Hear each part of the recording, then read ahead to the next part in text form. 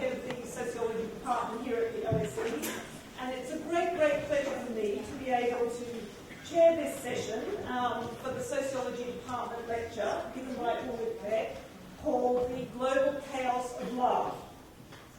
Ulrich is a professor of sociology at the University of Munich, and he's also the British Journal of Sociology Centennial professor here at the LSE, and he has been since 1997. I think that's some sort of record, and he's had a very long and close association with us here, and it's been very productive, I hope, on both sides over the years.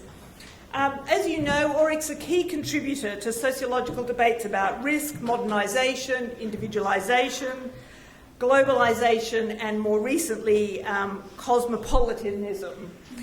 He's got numerous books, but he's best known, I think, still for the book The Risk Society Towards a New Modernity, which has been translated and reprinted and whatnot. Perhaps fewer people here actually know that his interest in love is not so recent. He and his wife, Elizabeth Beck Gernsheim, wrote a book called The Normal Chaos of Love that came out anyway in English, I think, in 1995. And so it'll be very interesting to sort of hear where, how the views have shifted since the point at which they wrote that book.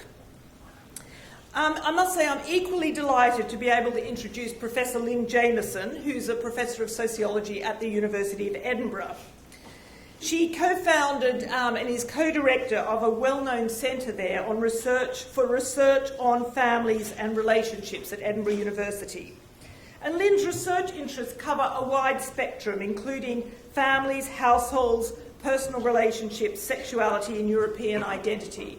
And she's currently writing a book on solo living, which probably will be of great interest to most of you here. I know it's making huge assumptions, all right.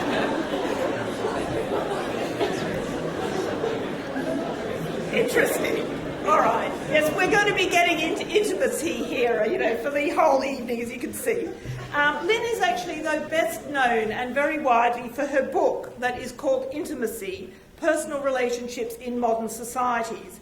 And it's widely regarded, really, as this kind of standard feminist critique and discussion of Anthony Giddens' theories about intimacy. So she's really the perfect person to be here this evening to be able to act as a respondent to Ulrich's talk. So how we're going to organise it is that Ulrich is going to speak for about 40 minutes, and then Lynn is going to respond, and then I think we'll have lots and lots of time for questions and discussions, which I'm very much looking forward to. Thank you.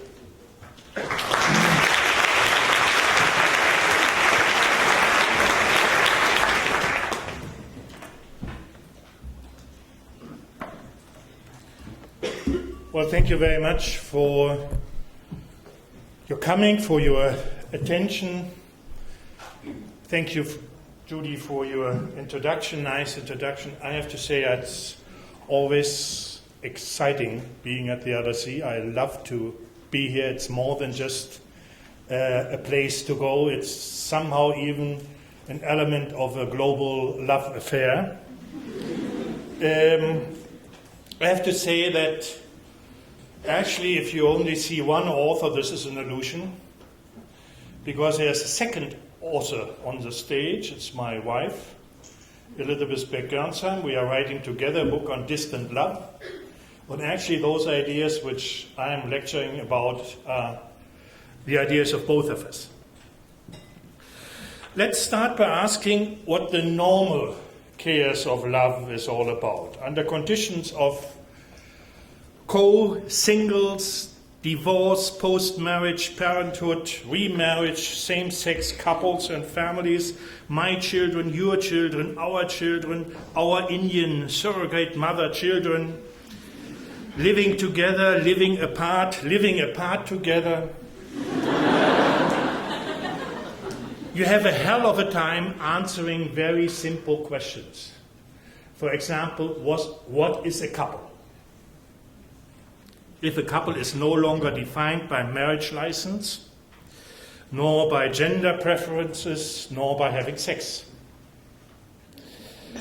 The French sociologist François Kaufmann had quite a clever idea.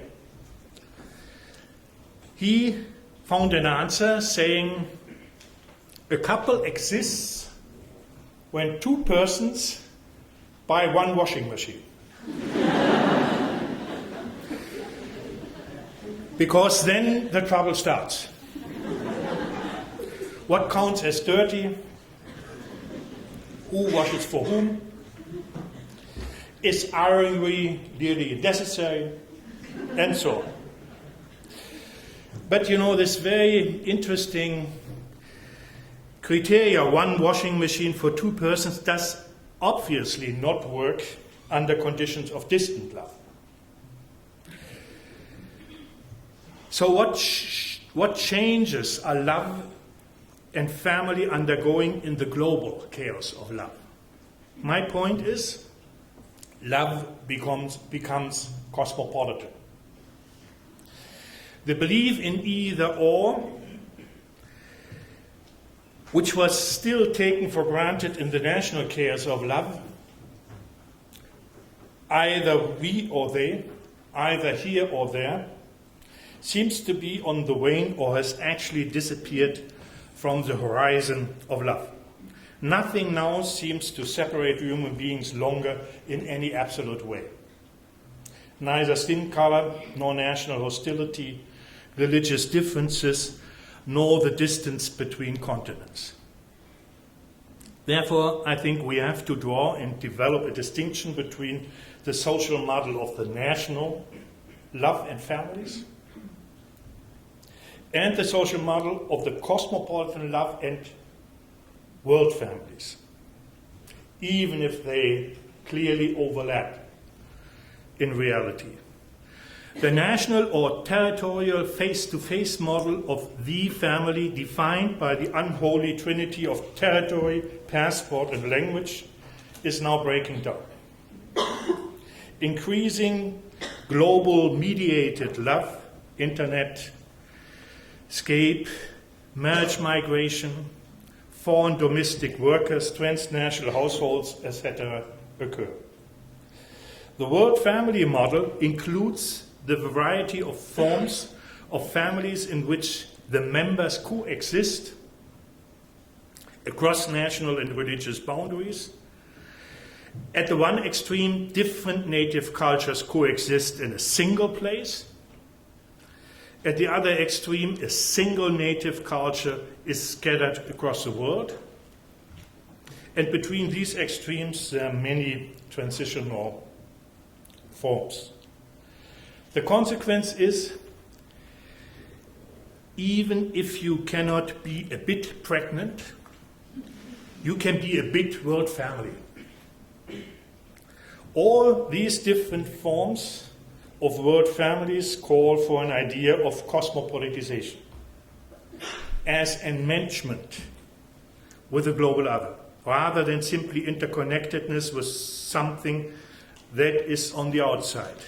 Cosmopolitization, therefore, is not globalization, not only diversity or transnationalism, since neither diversity itself nor transnationalism or globality guarantee the dialogic, interactive dimension of cosmopolitan love and family relations.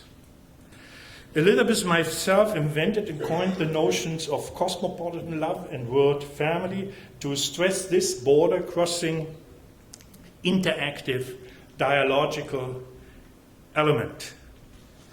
This fusion of horizon, which is not a condition of external agency or of self-transcending subjectivity, but an orientation that develops out of the interplay of self, other, and world in love and family relations.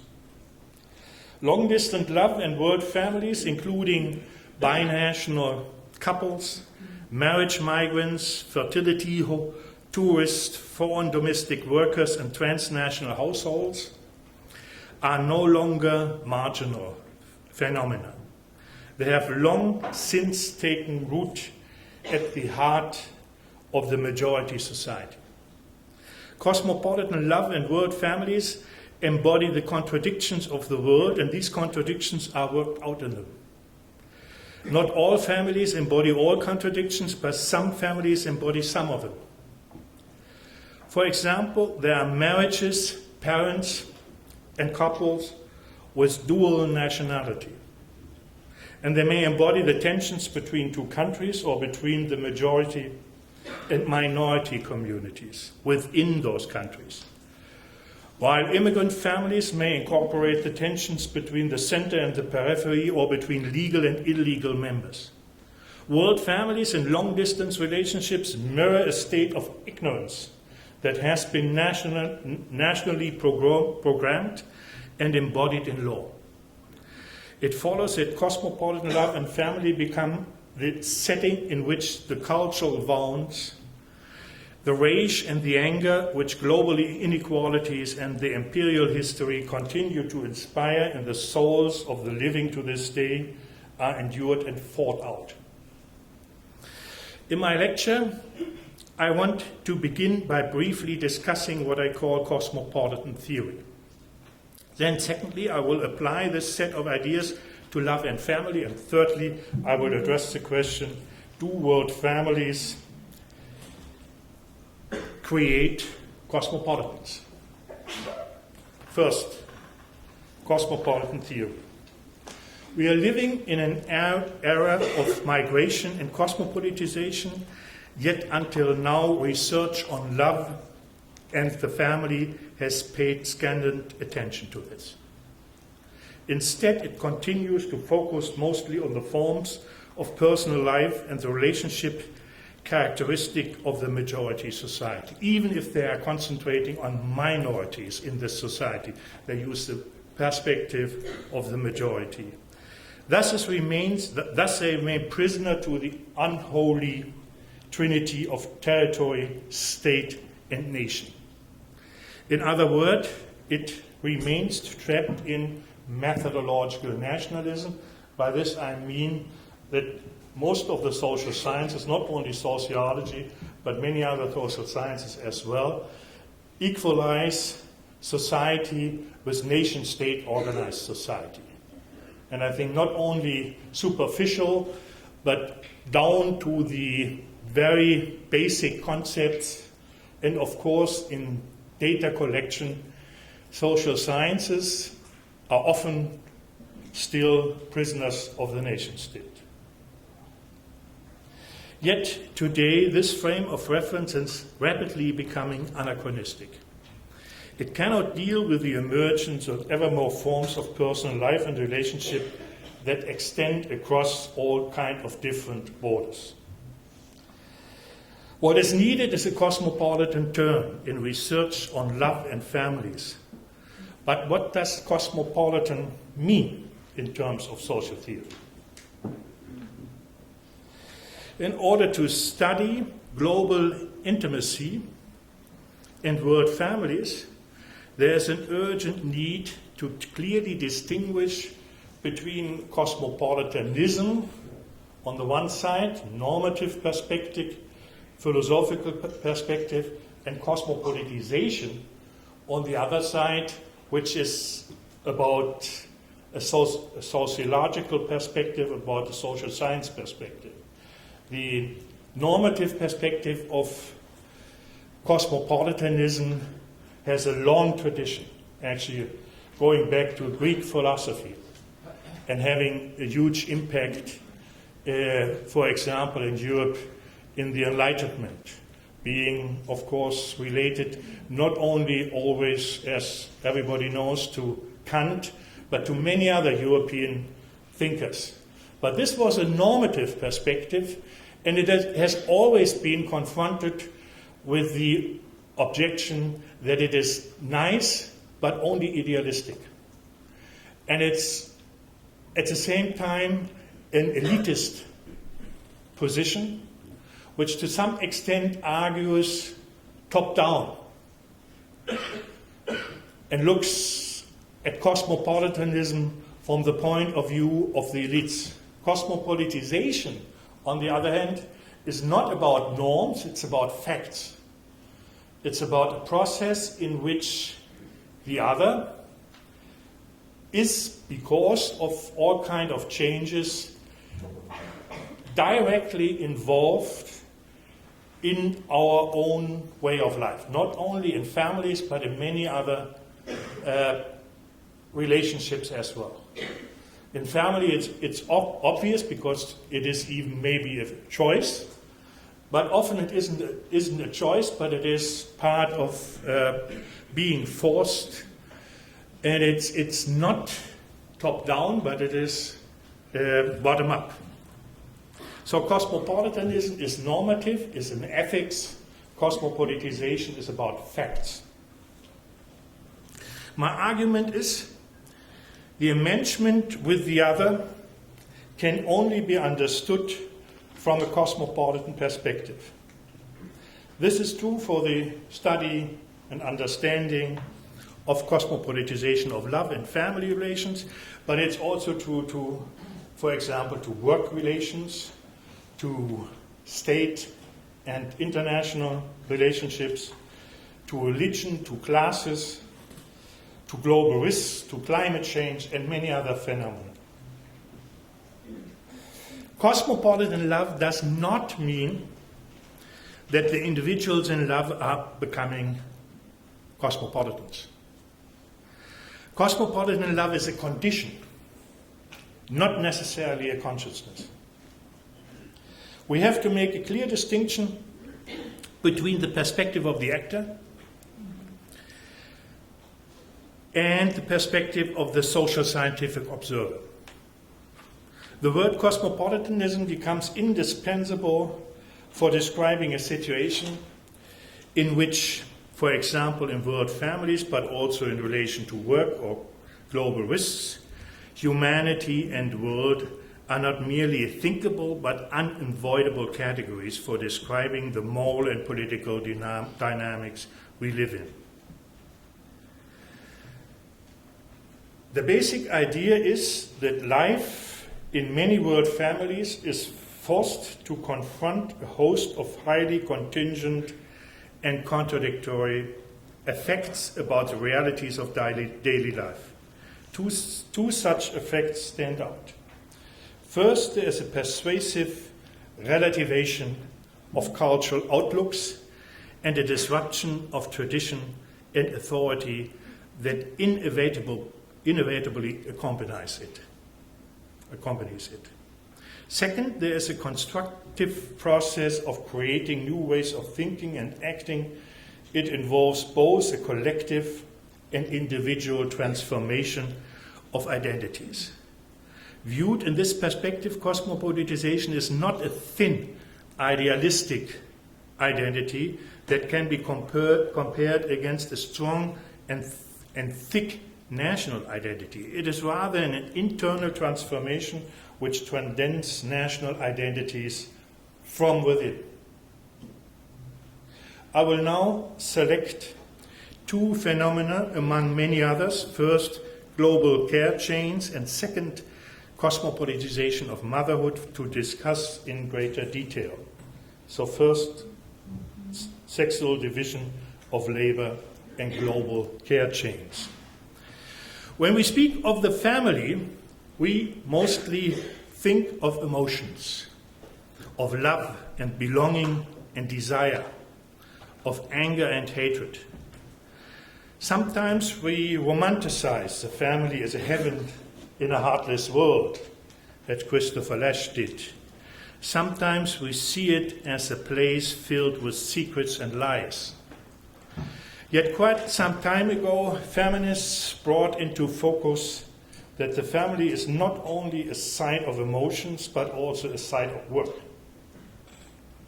This work includes a broad range of activities, often summarized by the label 3 C's: caring, cooking, cleaning.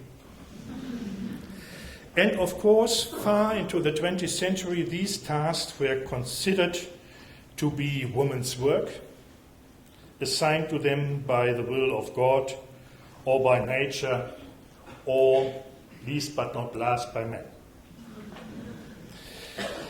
Then in the 1960s, slowly and accompanied by many conflicts and contentious debates, the opposite model came to the surface. Women should take part in higher education, hold jobs, and earn their own salaries. Feminists, criticizing the ongoing sexual division of labor, proclaimed a new gender order. Both men and women, so they claimed, should be active in the labor market and in the family household as well. Both of them active in both of those fields. But this didn't really work. Mostly because the man practiced what you could call verbal opening by sticking to the old practice. With the exception of the Scandinavian countries, the changes are modest in scale. In most countries of the West, women still bear the greatest burden of responsibilities in regard to child caring. And when it comes to household activities, men's participation is even lower. The result is, in order to make more equality in Western households possible, family work has been outsourced or insourced to women from countries of the so-called second or third world, or to put it differently, the rise of a transnational shadow economy. Thus, the family household has changed.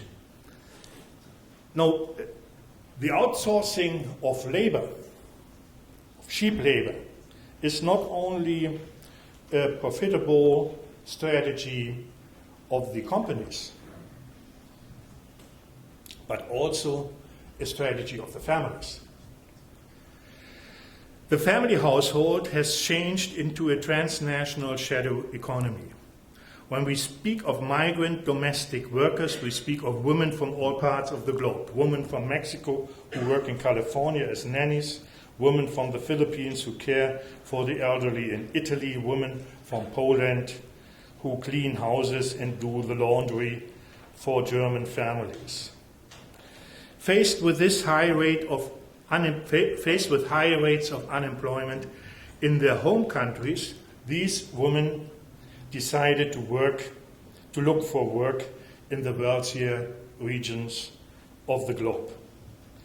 Obviously, the migrant workers have to bear most of the risks. They are trapped in a semi-legal shadow economy. They often have no visa, no work permit, no residence right, but at the same time, the society depends on them.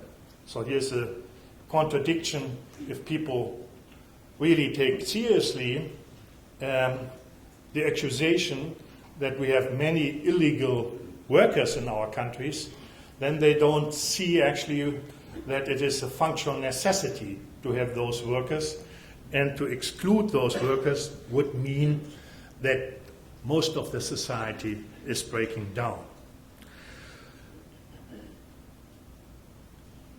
They are vulnerable to exploitation. 3 words characterize those working in the shadow economy: hardworking, cheap, illegal.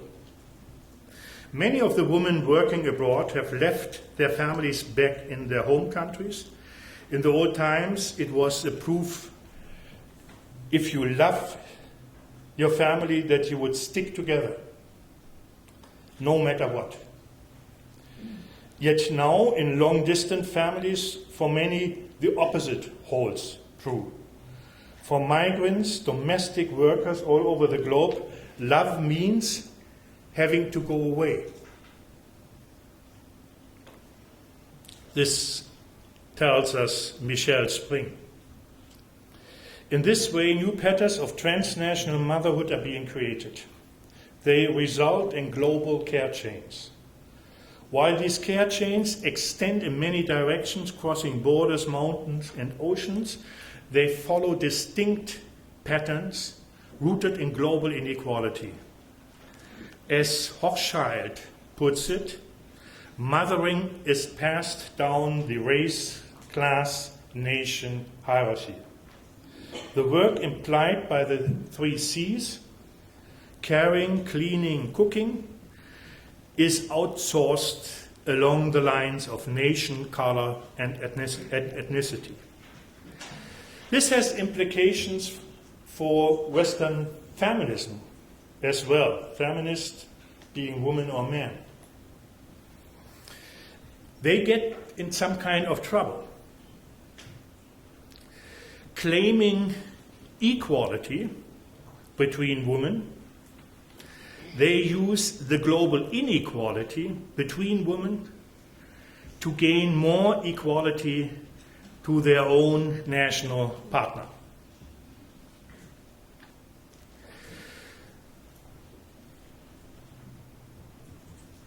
Thus, when we look at family from a national perspective, we find that a move toward more equality has taken place, but from a cosmopolitan perspective, the opposite picture comes into view. There is a new enmeshment with the global other occurring right in the center of homogeneous, normal, national middle-class families and households in the US, in Europe, in Israel, in South Korea, in Canada, etc. This fusion of horizons is not a condition of external agency, but an internal condition of households that develops out of the interplay of self, other, and world relations behind the facades of one passport, one language, face-to-face, heterosexual or homosexual families or couples. This way, the world's antagonisms are becoming internal to the multiple families, and at the same time transcend the national walls of families. Suddenly, the unequal world is personally present in the family, locked behind the doors of private life.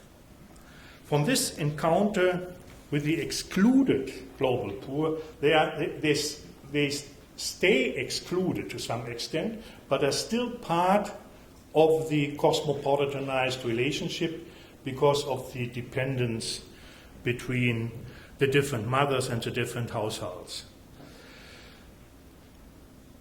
On both sides of the global divide, among rich and among poor nations, families are being fundamentally transformed.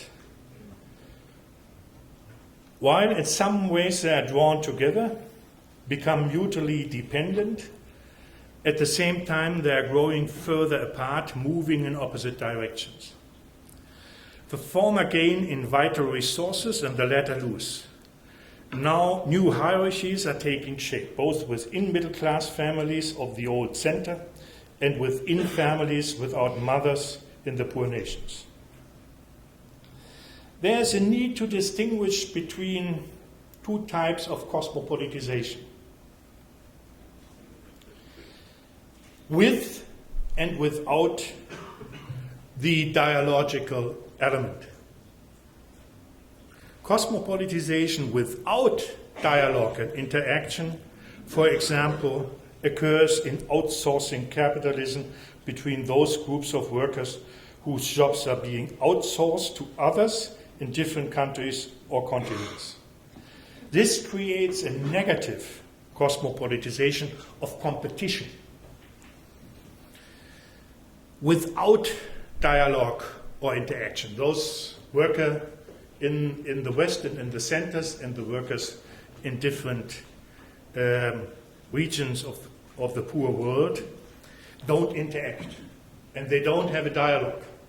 But this doesn't mean that there isn't a relationship. There's a very important relationship of cosmopolitization which does not produce cosmopolitan sentiments or cosmopolitan movements, but just the opposite.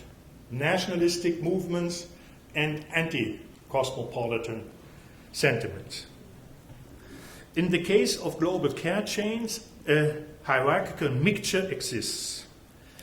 I think as far as the literature goes, the data we have, the women and the men who engage the other mother, the mother from different regions of the world, don't actually care about dialogue and interaction on transnational level. They often don't even realize that this kind of relationship really exists, is being tabooed to some extent. But the opposite happened to those transnational mothers, because they are in all kind of trouble wrestling with the expectations of their own children at home and the other children which they have to connect. So here are kind of contradictions and problems because of the dialogical structure and necessity occur. And because they are being and have to be and are confronted with contradictory expectation, being a mother here and there. And in both constellations, that is on the one hand in the constellation of the workers and in the constellation of the households, cosmopolitization, the enmeshment with the other, exists even because the other is still excluded. Of course, you can neither analyze nor understand or even see these transformations and moral and political dilemmas internal to middle class love and family life from a national point of view. All the things you miss if you don't take the cosmopolitan perspective. The cosmopolitization of motherhood. The emergence of world families had to be understood in terms of the end of nature and detraditionalization. In both dimensions, what was or appeared to be external to human life has become the outcome of social processes. Take, for example, the factors affecting women in relation to conception and childbirth. As a result of the development of modern reproductive technologies, many traditions that used to be naturally given have become objects of human decision-making. Reproduction no longer has any necessary connection with sexuality. Virgin birth is not only possible in religious fantasies, but everyday practice. Single individuals and same-sex couples can have children of their own. Produce transnational and all kind of international division of labor and being organized in some special way. Medical assisted reproduction opens a brave new world for options which we currently lack, for which we currently lack suitable words. The egg donor mother, or the surrogate mother, or expressed as a formula, my mother was a Spanish egg donor, or my mother was an Indian surrogate mother. Thus, bioscientific manipulation, global inequality is being incorporated into the human body and identity. In the cosmopolitanized motherhood, scapes, continents, races, classes, and religions are becoming fused. An Hindu Indian mother gives birth to a child to an American lesbian couple, etc. The child produced by the global division of labor are kind of biological world citizens without often knowing it. The global other is their global mother. And it's immanent and transcendent in their body and identity in the same time. My last chapter, my last question, do cosmopolitan love and world families create cosmopolitans? To give a short and direct answer, no. Not at least necessarily, because there is no direct route leading from cosmopolitization to cosmopolitanism in the ethical, philosophical, political meaning. World families are not an assembly of world citizens. The opposite may even be the case. This paradox we need to grasp. the cosmopolitization of love and family might produce anti-cosmopolitan sentiments and movements. So in which sense are cosmopolitan couples and word families cosmopolitan? They are cosmopolitanized in the structure of their relationship, but they may not be cosmopolitan in their subjectivity, orientations, consciousness, and self-understanding. To bridge the institutionalized national and religious stereotypes and enemy images of the globe in everyday love and family life makes a risk. Family life means taking a risk which requires active trust, as Anthony Giddens argues. Only thus the moment of hope can be kept alive. Living cosmopolitan love and living in world family is a provocation, because in the national gaze it means the end of exclusive belonging. This situation of multiple belongings and multiple identities nevertheless is a transformative process which might lead to major reorientations and self-understanding in the light of the encounter with the other. Don't misunderstand me. I'm not arguing that world families represent an opportunity to bond the human race into a single extended family. But the reality of long-distance relationships and family bonds is a challenge to rethink the conventional wisdom of territorially and nationally bounded love and family life.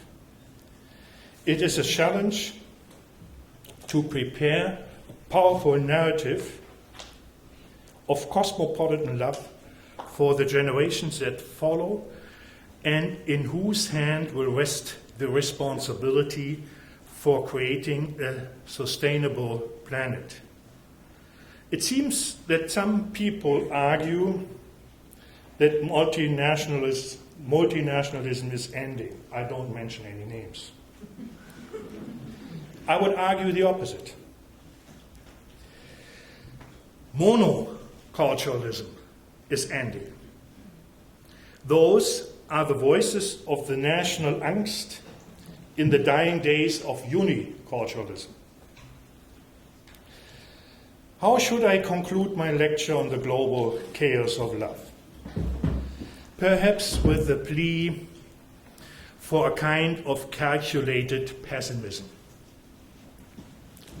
What is cosmopolitan love? What are world families? Vessels which are in danger of shattering at the slightest disruptions. With this, I contrast the bitter pill swallowing principle. Only those who are ready to swallow a bitter pill every day can enjoy the happiness of cosmopolitan love. Bon appetit. Thank you for your attention.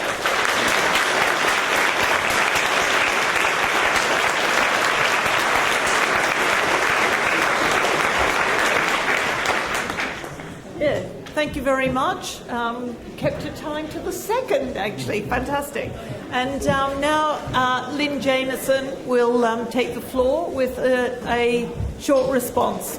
Okay, so thank you. Well, first, it has to be said that Ulrich Beck and Elizabeth Beck-Gernsheim, in their writing, have a wonderful way, I think, of making a topic exciting and come alive, and generating debate.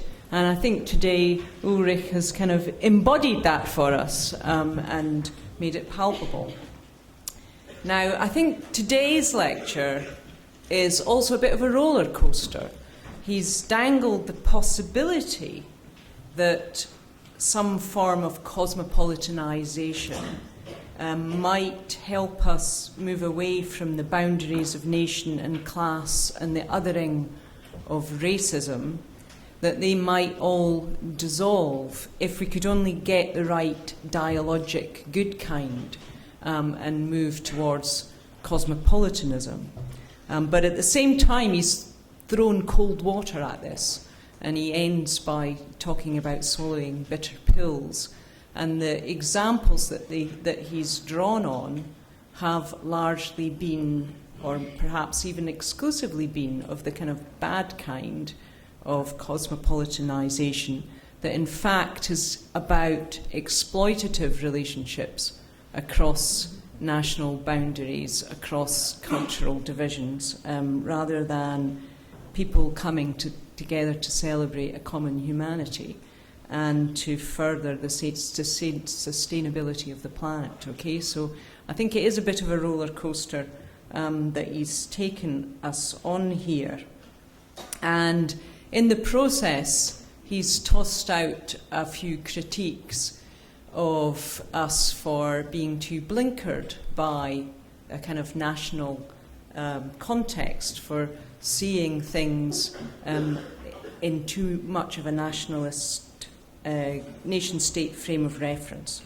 Okay, so I'm going to try to just say a few things about this, bringing it together with empirical work, research on families and relationships.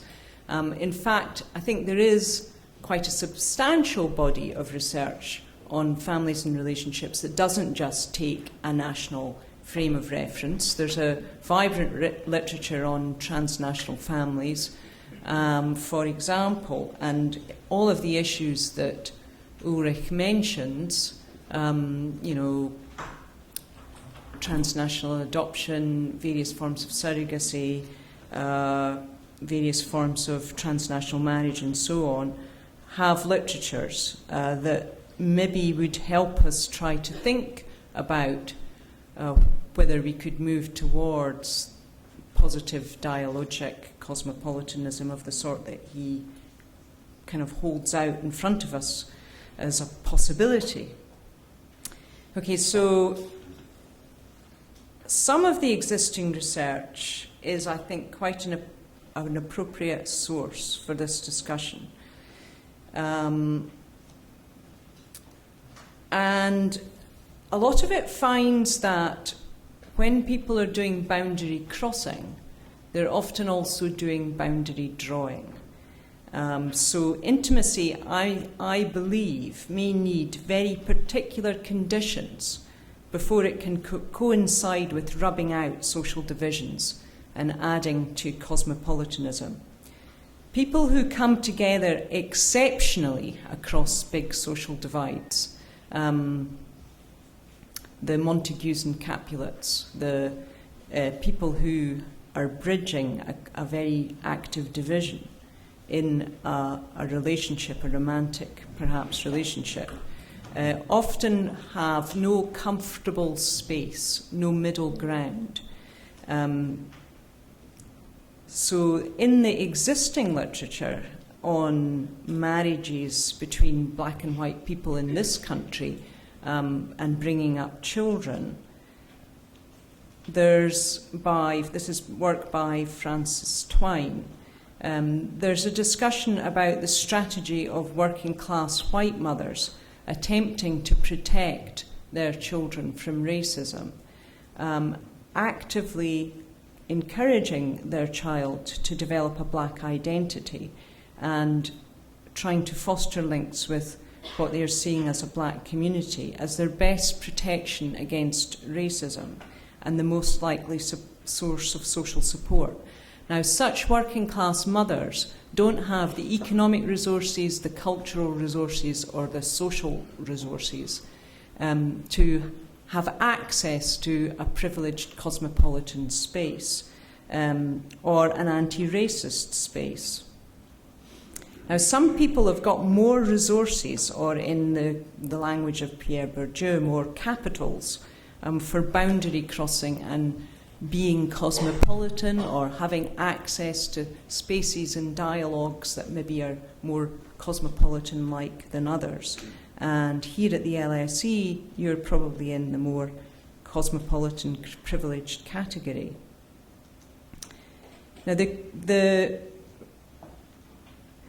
issue of multiculturalism was referred to, and the fact that that is now under attack in Well, it's under attack in popular and political discourse, as well as maybe in some other places, which are not being named. The critique of multiculturalism that's often kind of brought out in that kind of discussion is complaining about people staying within cultural silos.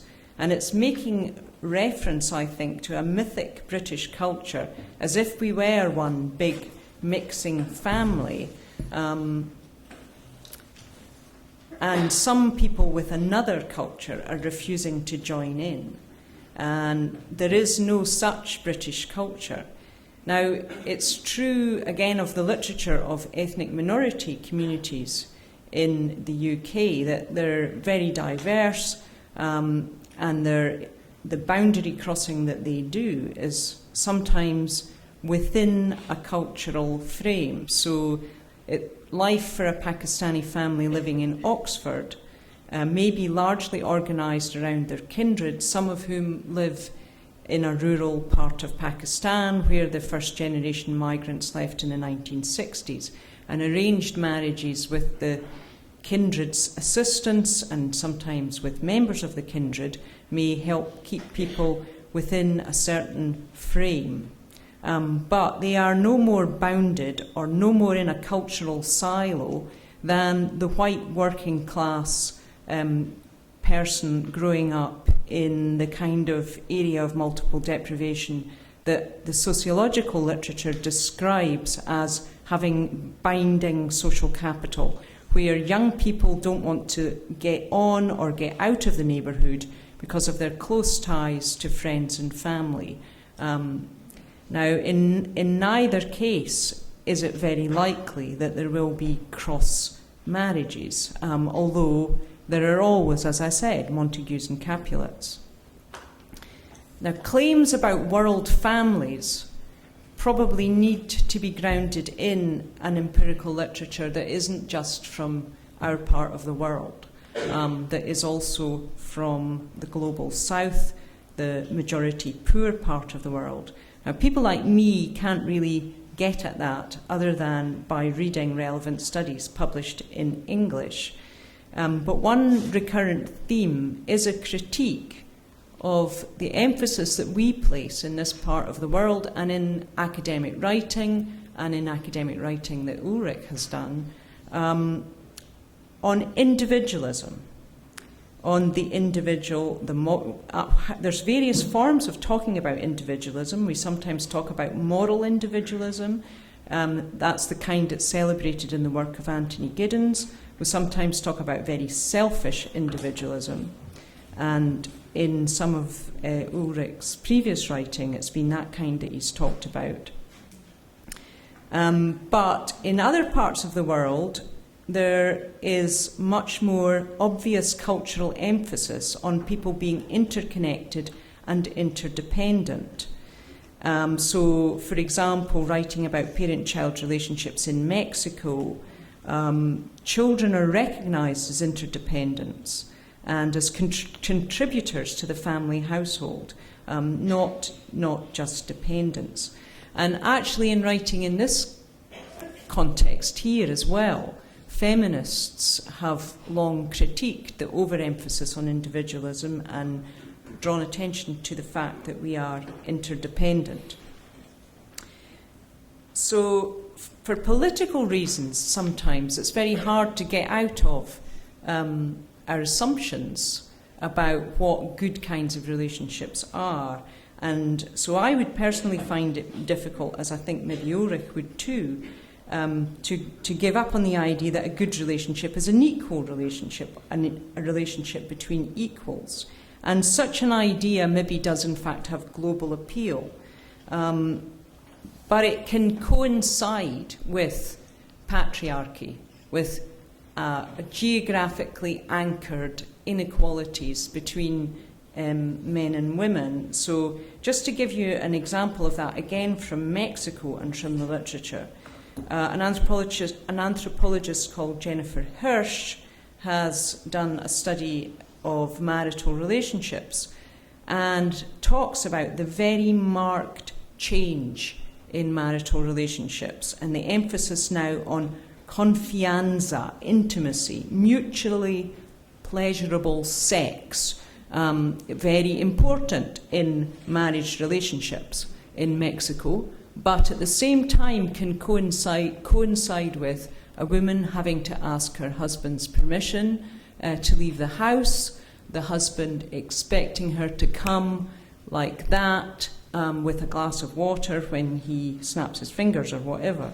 To give another example, the writing of Pareñas about Filipino migrant women that Ulrich has talked about their relationships with their children. Both men and women from the Philippines often migrate in the name of love in order to send back money to their children. But when the woman does it, the children can think she doesn't love them unless she is showing her suffering. When the man does it, it's enough that he sends back money. But when the woman does it, she has to also demonstrate that she's feeling utterly bereft, or her love falls under suspicion. So these are kind of examples of costs and complications that show the coexistence of open dialogic, loving communication and continued hierarchy that suggests to me that we need a lot more scaffolding around our understanding of what makes a good dialogic kind of cosmopolitan relationship possible, and love in itself isn't going to do the trick.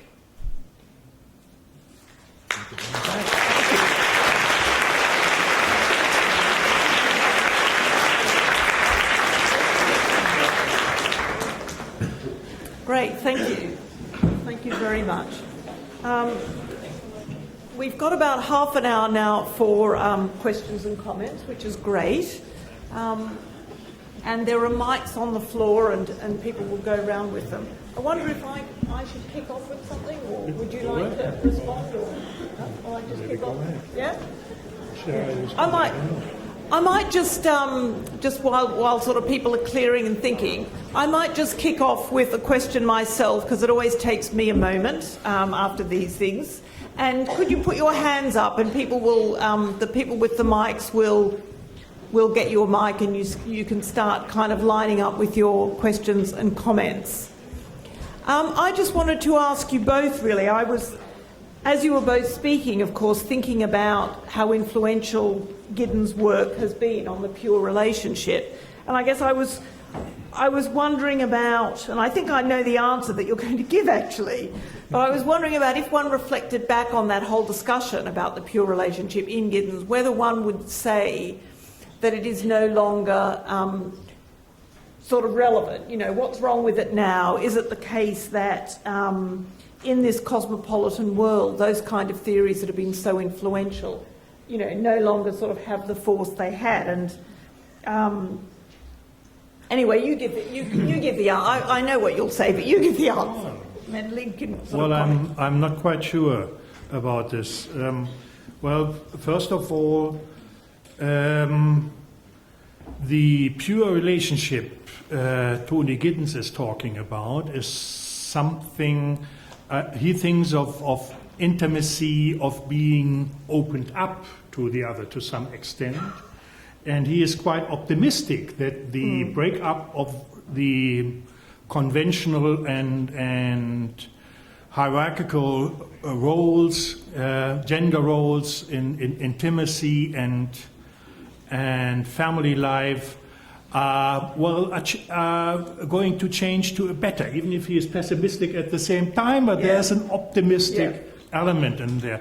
And I think to some extent, there's in a different way in the cosmopolitan constellation of distant love works, and we have to be careful what we're talking about. There are so many different forms of world families. For a moment, talking about distant love. Distant love is a special relationship, a special pure relationship, because to make a long story short, distant relationships don't have any sex. They don't have any direct interaction. They don't have children. So they are just, to some extent, as long as they're distant relationship, listening. Their senses are about listening and hearing. Maybe they're getting a special sophistication in listening. Maybe there could be even a sexual dimension to this. I don't know about this, but actually it is a very specific way of intimacy and love, and maybe even the dialogical element becomes more important, and therefore to some extent there's a pure relationship, maybe not in the sense Tony had in mind, than in the face-to-face, everyday national relationship. And there's another aspect which I just would like to bring up. I think Tony is thinking in two dimensions about this. And I'm not sure if I really liked reading your respondents to Tony, but since Tony is a good friend, I have a little bit to defend him. Tony is thinking, well, first of all, actually, Tony is like myself, one of the few men who really tried to learn from feminists, you know. And this means we are mostly criticized by feminists to some extent. Well, no, I don't mean that, really. The point is that actually I think there are two dimensions which have to be taken into account. On the one is the ongoing reality of inequality and all the points which have been made. On the other hand, in love and the background of love, there's a normative, idealistic image about good love and about something which we should have as a value background for judging, which is actually connected very much to equality and openness, even if this is not realized. You know, maybe from a more theoretical perspective, or picking up quite a different author like Jürgen Habermas, who says we are always in a realistic idealistic situation of ideal speech situation, where we do have some normative backgrounds. I think this is true in the family relation in a very specific way too. And we have to make this distinction, and I think he does it. He knows quite well that all kind of power relations and gender inequalities are still happening, but at the same time, maybe this idealistic element is still present. And I think this even becomes more important in the cosmopolitan constellation, because it is actually part of this, all the trouble which is coming up if you try to marry and love beyond borders. Thanks. You want to comment as well, I mean, I agree that having ideals remains quite good and important, even if the gap between the ideal and the reality is enormous. When actually, I suppose I do think that gender equality is not, you know, the literature even on domestic life in the UK suggests there's still quite a lot of inequality. So it's not the case that it's all been outsourced still here, but nevertheless, the pure relationship as an ideal maybe has a very positive side. But I guess my own understanding of the empirical literature is that in practice, it often doesn't feel enough just to be told and talked with. And actually, at some points in life, if somebody can't be there literally, to help, then the relationship is very difficult for it to survive. So a distance relationship's definitely got limits. A pure distance relationship would have limits, like when it comes to needing certain kinds of practical care and practical assistance. Some things can be orchestrated and coordinated from a distance, but sometimes actually being there is really important. I can vouch for this being a mobile phone researcher and working on mediated relationships, which is something that might be interesting to discuss. But can we have some hands up, please? Let's get stuck in, so to speak. Have we... There's one there and... Okay.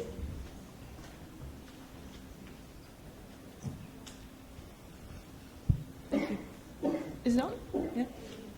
Okay. Thank you. Good.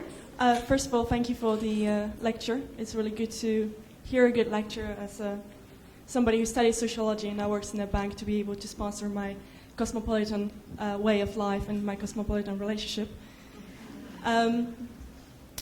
But I was wondering whether you research or whether you thought or whether it is possible, in your opinion, to, in this kind of globalizing, cosmopolitizing world, to have people who, in the same time, are cosmopolitans and to extreme non-cosmopolitan in the same person. And just to give the example, myself, I'm a Polish national. I live in a foreign country. I have a long-distance relationship with a person of a totally different nationality. Now, I can imagine a situation where, you know, we move to a third country, or we even adopt kids from the third country, if I want to continue my career. And at the same time, you would expect this kind of people to be really cosmopolitan, to understand, to have many international friends, to be true to those ideals of multiculturalism, etc. At the same time, I can imagine this kind of couple to have, let's say, a Romanian maid and not be even interested in the fact that she's having kids in a different country, or what is the impact. I even, to take it to extreme, I can imagine the same couple to, you know, in the current economic climate, to say, I'm going to vote for a party who's going to ban any non-EU immigrants coming to this country, having a totally split personality based on, let's say, class or the circles they are you know, working or living in. Well, do you want me to take a few at once? Maybe we'll just take another couple. There's a chap up here. So I just think there'll be a lot on. Yeah.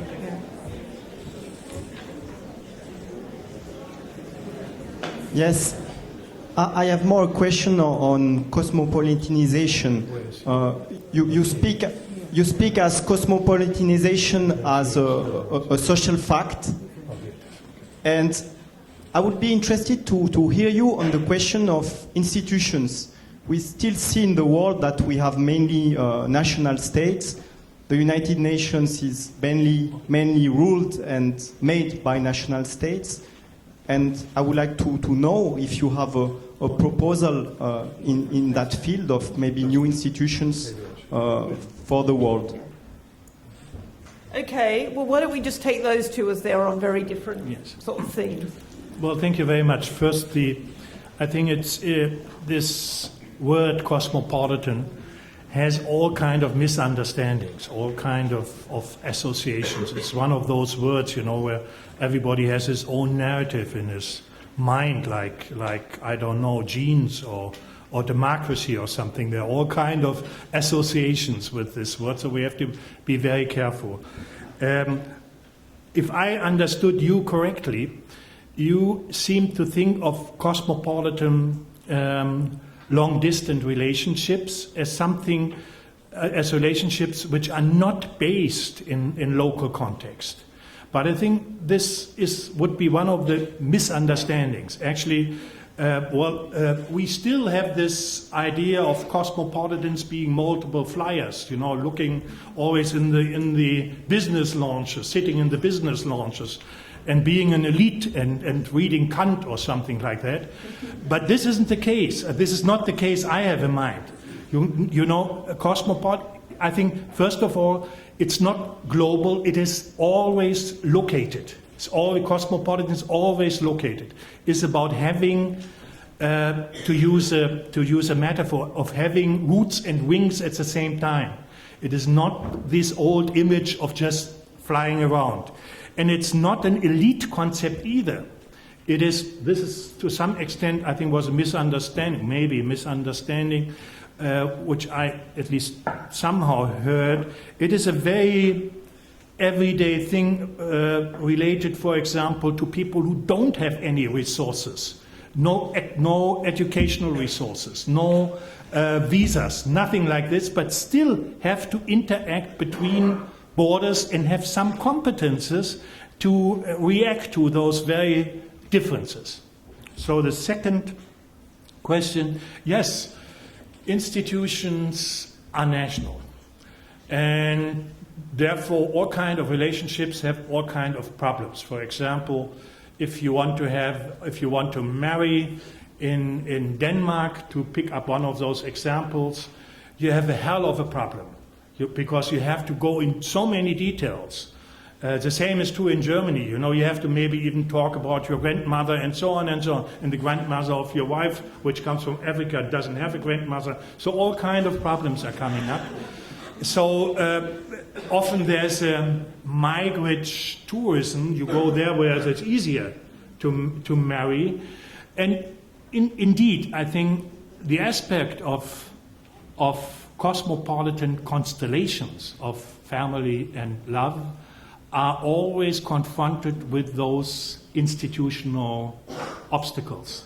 Institutions are actually mostly obstacles. Of course, they try to turn them around into possibilities and opportunities, but then they often get criminalized because then they are just using those norms to maximize their own interests. So I think there's a very deep contradiction between institutional structures and national institutions and structures and expectations in having binational families, transnational love relationships and so on, because it is against those rules and institutions, and because it incorporates all the inequalities of the lives where those people or individuals come from. Okay. I'll just take a couple more. Yeah. Right. Sorry, did you have one at the huh? Yeah. Sorry, we got a mic. Where are they? Yeah. Sorry, there's one just here.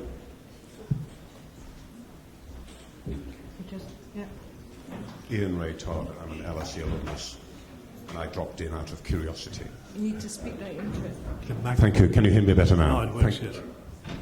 I said, I'm Ian Ray Todd, I'm an LSE alumnus, and I dropped in out of curiosity, not least to hear the great Ulrich Beck. To develop the theme you've just picked up about Denmark as one aspect of what I wanted to ask you about,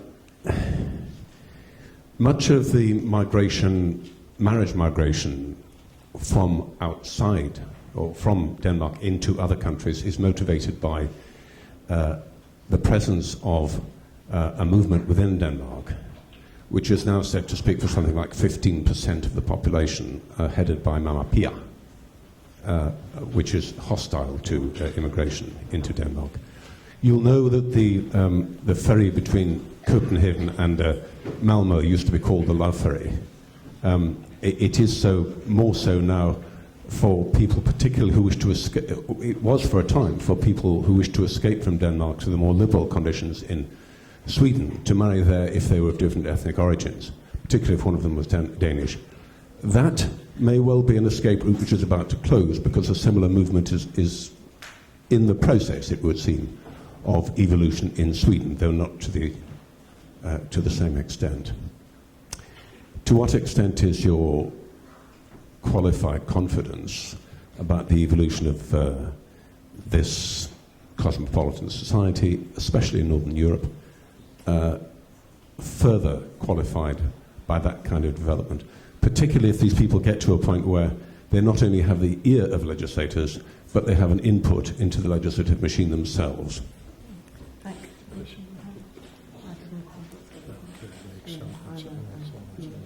The person behind. Actually, could people try and keep keep their questions rather shorter. We've got quite a few hands Thank up. you. We believe there exists some common good values behind the conventional love. So is there any value behind the long-distance love or cosmopolitan love?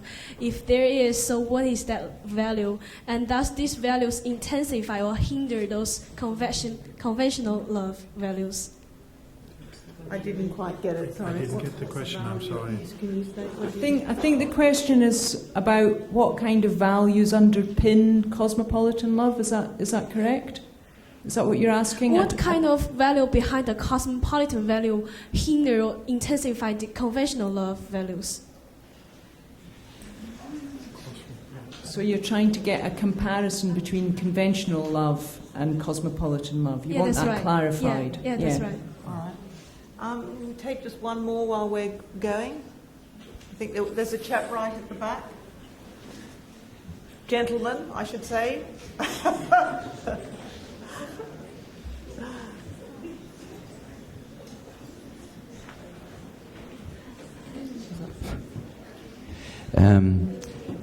I regret to say that I was quite disappointed by Professor Beck's lecture. And essentially, I wondered what's new, what's special. I mean, he was saying, it appeared to me, maybe I misunderstood, that on the one hand, all that stuff happening is enmeshing. On the other hand, it's not enmeshing. Then he was telling us that the childcare and the cleaning is outsourced to these Polish and Filipina women. What's new? I've known them for 20 years. Then he seemed to be saying that sometimes this stuff happening the last 20 years is leading to the Haidars of the world, that Austrian Freedom Party leader, and sometimes it leads to the English Defense League. What's new? I've known that for the last... I'm German. I've known that for a long, long time. And sometimes he seemed to be saying to me that the cosmopolitan relationships practically exist, and sometimes we are not aware of it or conscious of it. So where's the chaos? I don't know this.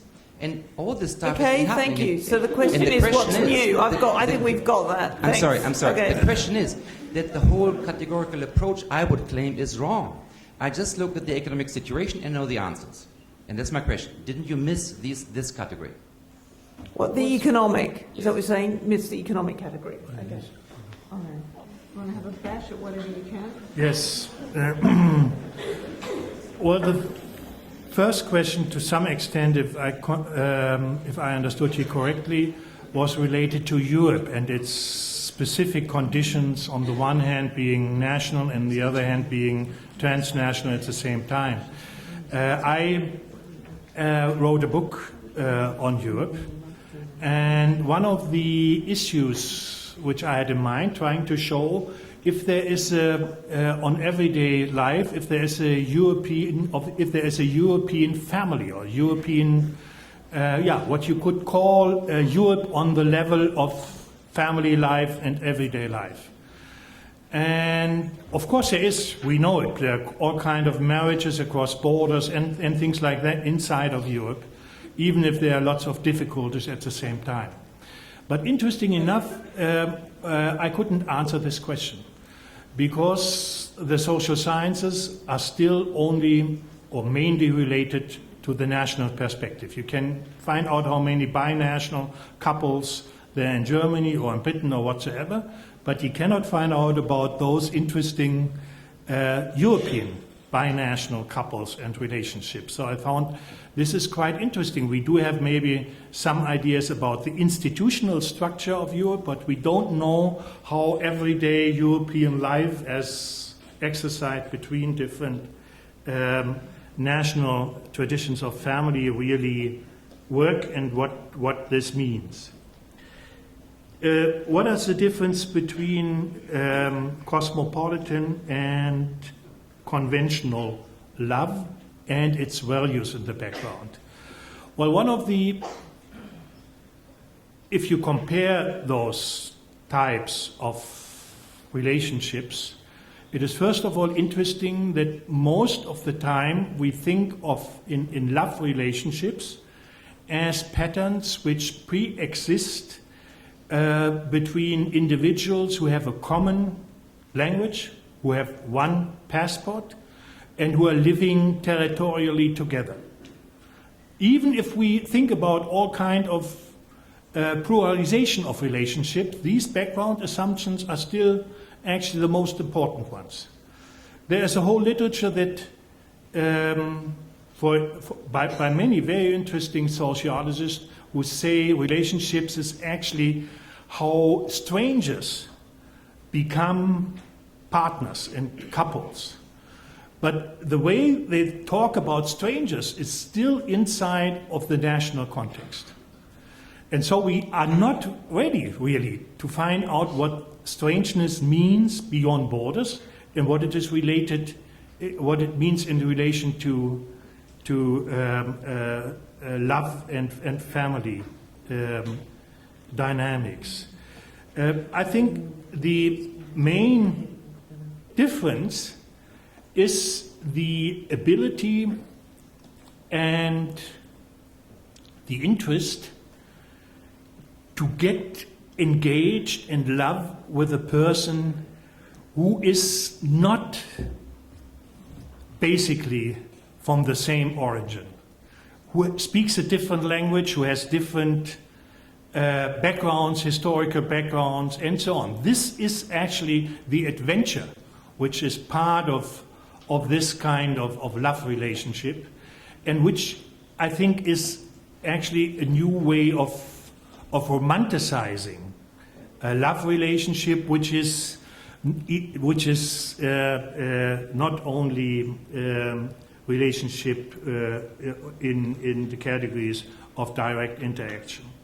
Well, I always appreciate very much if there's a real critical voice. And I think, indeed, you could argue that the concept of cosmopolitization lacks clarity to some extent. It has maybe very different, maybe even contradictory consequences. But I think this is exactly the interesting point about this category, because it opens us up to a reality in which we are forced often to relate ourselves to distant and strange others, which are being part of our own way of life, even if we don't want this to happen, and even if we have reactions which exclude the other even more. I think the discussion on the critique of multiculturalism is actually the reaction of the inability of nation states or political actors to exclude the other in the old way. The other is in our midst and cannot be excluded anymore because of all kind of new interconnectedness in relation to global risks, in relation to internet, in relation to controversies on the global media, and so on. So I think actually this is what informs us about reality, that on the one hand we have a maybe unwanted relationship to the other. On the other hand, this doesn't mean that we become cosmopolitans, that we have a cosmopolitan orientation, but can just mean the opposite, that we develop anti-cosmopolitan sentiments and movements. Great. Is there one last question? Oh gosh, there's a few. I'll take one of my own students, can I? This chap here. Sorry, there's another one. Sorry. Thank you so much for organizing this evening, and it was a wonderful talk. And I would like to hear both Professor Beck and Professor Jamieson speak about the relationship of power, specifically as it related to the topic of egg donation coming into, say, the UK or the global north or whatever terminology you want to use. Because there is a very good reason that we're having, or that there is a large amount of egg donation coming in and that there is not a large amount of sperm donation coming in. So if we could think about the gendered aspect of it and how it relates to power, and the women that are in the areas that are bringing or donating, if we can use that word, the eggs to the Western society or global North, and what resources they have available to them for post-care in case anything goes wrong with all of the medication and procedures that go along with it. Thanks. Okay, thank you. It's an interesting issue, isn't it, egg donation? I mean, I think in your question there's an assumption, but I'm not, maybe there isn't an assumption, but even if it was really well done, in the sense of all the care and aftercare that you would possibly want was present, would then that make it fine, and everything would be nothing to worry about, if you like? I guess if the only people giving eggs are from poorer countries and the only people receiving them are from rich countries, then I would always have an unease about that as an unfair trade, and that it was something that people were doing because they didn't have any other choices, that there was no other way that they could make that kind of money. And I would have an unease about it. Yes, I would agree with this. It's often enforced, and the powerless who are getting part of this process of being outsourced and insourced into middle-class families and households at the same time. But this issue of power, again, as the issue of inequality, in the concept or in the concept or the notion of cosmopolitization, is even more interesting and difficult. Because on the one hand, because of these new relationships, it's new transnational relationships inside of homes, normal homes, even more radical inequality is being part of the national context.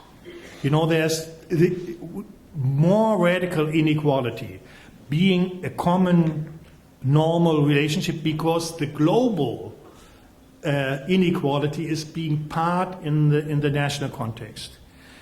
And often we don't realize this because the class category normally doesn't allow such differences in the same context. But on the other hand, and this makes the thing so complicated but interesting at the same time, those mothers in global care chains are inhabitants of, let's say, two frames of reference of inequality. One related to the national context where they work, and often they are quite have a very difficult position, being illegal, and so on and so on. But at the same time, they are related to their family at home. And in this context, they often seem to be rich. Their children even believe that they are rich, and they believe, why doesn't my mother come back? Because she is rich. So she is upgraded with all problematic implications on the hierarchical level in the frame of reference of her background. So actually we have a collision of two frames of reference of inequalities. And it's not easy to figure out what the position of those persons are. On the one hand, you can say those women are even more exploited than many others. On the other hand, there are elements that they get even, that there is a moment, I don't know if you agree with this, there's a moment of emancipation because they are getting the money. They are earning the money. The men left at home are getting devalued. So they are experiencing new worlds. They are opening up to new languages and new ways of life. So there are lots of different aspects happen in this position. And we are used to only use, we are actually normally in methodological nationalism, only use one frame of reference. And this doesn't inform us about this multi-faced power relationships and the dynamics of those transnational relationships. Anyway, that's a very fine provocation to end on, actually. I'd like to thank you very, very much for being a great audience. There's a reception. Hang on.